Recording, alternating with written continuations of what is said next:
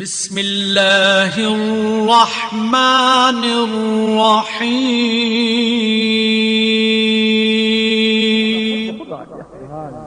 ان کو 5-6 سال میں کچھ اللہ اللہ کا فیض تو مل جاتا نا۔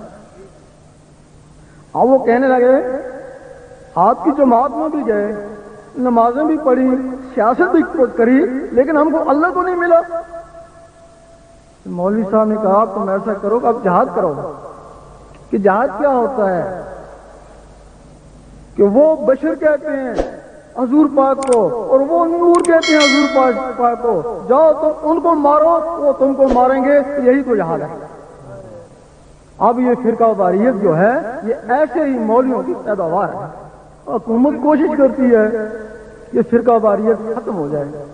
کس طرح ختم ہو جائے؟ وہ جماعتیں بھی بن گئیں، وہ مولویوں کے اندر نفس وہ بھی اسی طرح کافر موجود ہیں، تو وہ کس طرح ایک ہونے دیں؟ ہاں سیاست کرسی کے لیے وہ ایک ہو سکتے ہیں، لیکن اللہ کے لیے وہ کبھی بھی ایک نہیں ہوں گے۔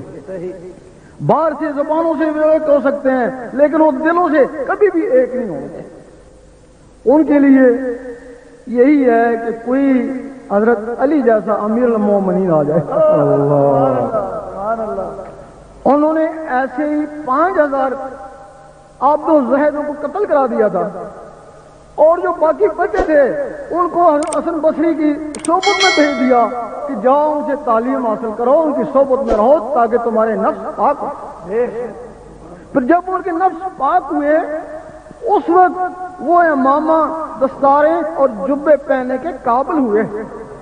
نفس پاک ہونے کے بعد وہ ممبر رسول کے قابل ہوئے اور انہوں نے نمازیں پڑھیں۔ یہ نفس 2 طریقے سے پاک ہوتے ہیں،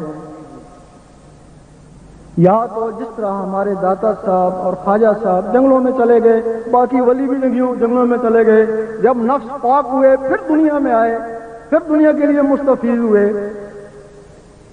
یہ کام تو یہ لوگ نہیں کر سکتے، یا کسی ولی کی صحبت میں رہیں، اس کی نظر میں رہیں، تب بھی یہ نفس پاک ہو جاتے ہیں۔ جس طرح بہاؤالدین نقشبندی رحمت اللہ امیر کلال کی خدمت میں رہے اور مولائے روم شاہ شمس تبریز کی غلامی میں رہے، ان غلامیوں اور خدمتوں سے جب ان کے نفس پاکیزہ ہوئے تو بہت بڑے ولی بنے۔ پھر مولانا روم نے کہا مولوی ہرگز نہ شد مولائے روم کیا کرے غلامی تبریزی نہ چھوڑ، کہ مولوی کبھی بھی مولانا روم نہیں بن سکتا ہے جب تک کسی تبریز کی غلامی نہیں۔ ہمیں لوگوں سے کوئی دشمنی نہیں ہے، جو عالم حق ہیں، عالم انصاف ہیں، جن کے اندر نور ہے، ہم ان کے خادم ہیں۔ جو نور سے دور ہیں، جن کے اندر شیطان نفس ہے، ہمارا ان سے جہاد ہے۔ ان کے لیے حضور پاک نے بھی فرمایا کہ جہل عالم سے ڈرو اور بچو۔ اصحابہ نے پوچھا عالم بھی اور جہل بھی؟ آپ نے فرمایا جس کی زبان عالم اور دل شاہ یعنی جہل ہے، اگر تم ان کے نزدیک جاؤ گے تو یہ تمہیں فتنوں میں مبتلا کر۔ اب جو تھوڑے بہت اور سے راز ہیں، راز تو بہت سے ہیں لیکن تھوڑے تھوڑے کھولنا چاہتے ہیں۔ اللہ یہ جو جس کے اندر نور آ جاتا ہے وہ مومن ہوتا ہے۔ اس کے بعد پھر ولایت شروع ہوتی ہے۔ ولایت کیا ہے؟ تم نے دیکھا ہوگا رات کو سوتے ہو، خواہ میں کسی دوسرے شہر میں گھومتے ہو، وہ تم نہیں ہوتے، تمہارے اندر کی مخلوق ہوتی ہے نا، وہ تمہارا نفس ہے، وہ بچپن سے شیطانی غذا کی وجہ سے طاقتور ہے نا، تم سو جاتے ہو وہ شیطانوں میں گھومتا رہتا ہے۔ باقی جو مخلوقیں ہیں جب ان کو نور کی غذا ملتی ہے، نور کی غذا سے وہ طاقت پکڑتی ہیں، تو پھر وہ بھی سینے سے نکلنا شروع ہو جاتی ہیں نا۔ وہ شیطان نفس شیطانوں میں جاتا ہے، پھر جب یہ چیزیں روحیں نکلتی ہیں رحمانی ہو کے تو پھر یہ رحمانوں میں جاتے ہیں نا۔ سب سے پہلے یہ پھر حضور پاک کے قدموں میں جا کے گرتے ہیں۔ اس وقت بلے شاہ فرماتے ہیں کہ لوکی 5 ویلے عاشق ہر ویلے، لوکی مسیتی عاشق قدمہ۔ جو لوگ 5 وقت رب کی یاد کرتے ہیں نماز بھی رب کی یاد ہے، ان کی انتہا مسجد ہے، اور جو لوگ اس کے ساتھ ہر وقت اللہ اللہ کرتے ہیں وہ تو حضور پاک کے قدموں میں پہنچ جاتے ہیں نا۔ جب وہ قدموں میں پہنچ جاتے ہیں، اس سے پہلے شریعت محمدی ہے، مومن تک شریعت محمدی ہے، اس کے بعد پھر شریعت احمدی شروع ہو جاتی ہے نا۔ تم نے ضرور شریعت احمدی کا نام سنا ہوگا، اس کی جو نماز ہوتی ہے وہ روحانی نماز ہوتی ہے۔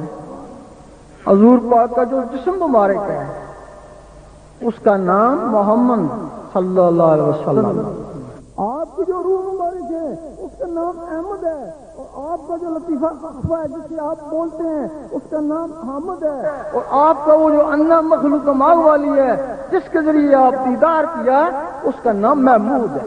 سبحان اللہ۔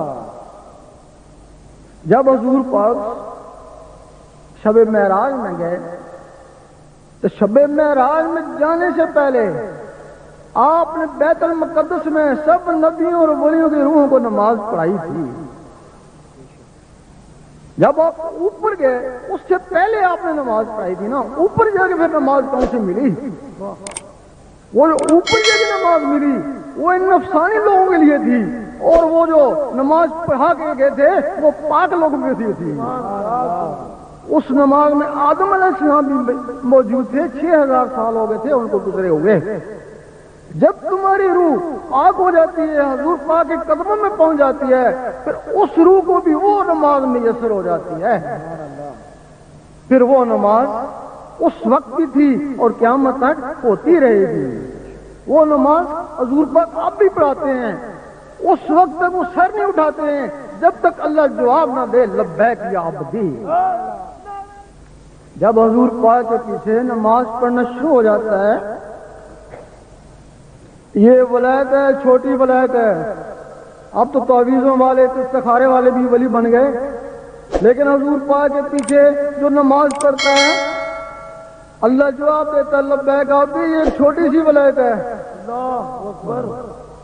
اس کے بعد پھر کیا ہوتا ہے کہ وہ جو مخلوقیں ہیں، ان مخلوقوں میں ایک مخلوق جس کا نام لطیفہ انا ہے، وہ قلب والی مخلوق حضور پاک کے پاس پہنچی، اور یہ انا سیدھا اللہ کی ذات کی طرف جاتا ہے۔